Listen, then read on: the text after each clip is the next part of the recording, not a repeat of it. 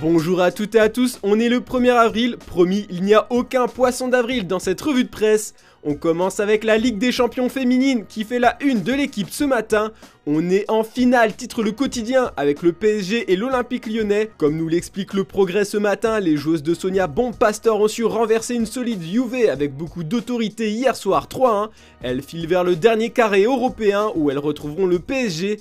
C'est donc pour ça que l'équipe parle de finale, il y aura forcément une équipe française qui décrochera un ticket pour une finale de Champions League. On file en Angleterre où Pochettino forcerait son départ du PSG pour Manchester United. Selon les informations du Daily Express, le coach argentin serait la meilleure option financière pour les Red Devils.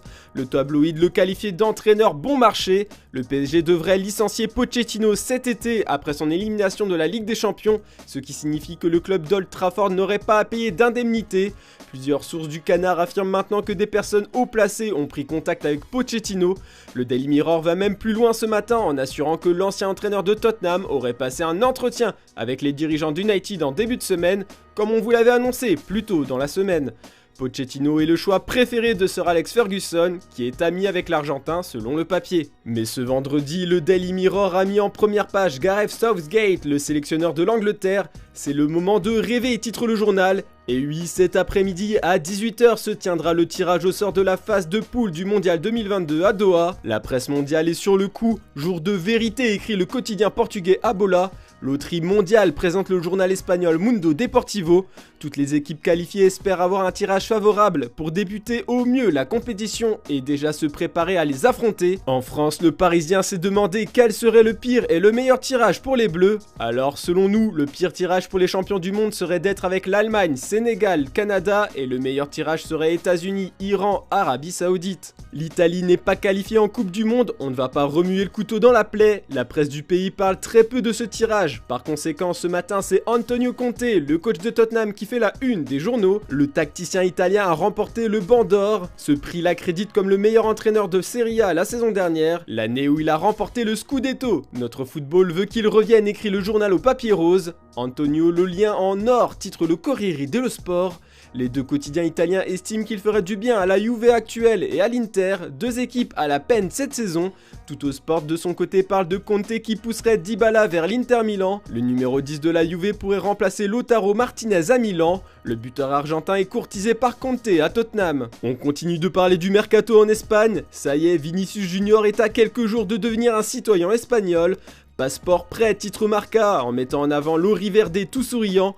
Le Real Madrid a récemment été informé par le ministère espagnol que la dernière étape pour avoir la double nationalité était terminée. De cette façon, la Casablanca peut signer un nouveau ressortissant non européen.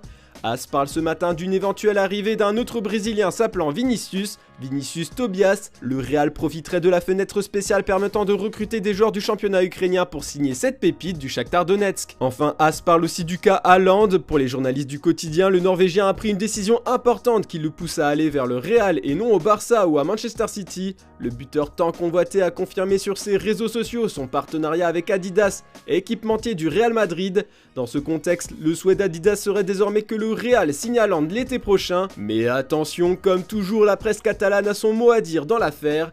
D'après Mundo Deportivo, Haaland aurait des doutes après la victoire 4-0 du Barça sur Madrid. En ce sens, selon le quotidien, le joueur du Borussia a été véritablement émerveillé par le jeu des Blaugrana, 3 semaines seulement après avoir rencontré Xavi en face à face. Surtout que le Barça va bientôt avoir les moyens de recruter. Comme le présente Sport sur sa première page ce vendredi, le club de Joan Laporta s'apprête à conclure le plus grand accord de sponsoring de l'histoire du football. Dimanche, les membres du FC Barcelone vivront une assemblée historique. Un vote sera organisé pour nommer le Camp Nou en partenariat avec Spotify. 435 millions, c'est ce que devrait payer le service suédois de streaming musical. Assez d'argent peut-être pour convaincre définitivement Antonio Rüdiger. Selon les informations du journal catalan, l'agent du défenseur allemand a rencontré à Barcelone Matteo Alemany et Jordi Cruyff, bien que le joueur ne soit pas une priorité pour le Barça. Voilà, c'est tout pour ce vendredi. Ne ratez pas le JT Foot Mercato en fin d'après-midi. En attendant, je vous donne rendez-vous demain matin pour une nouvelle revue de presse. Bonne journée à toutes et à tous.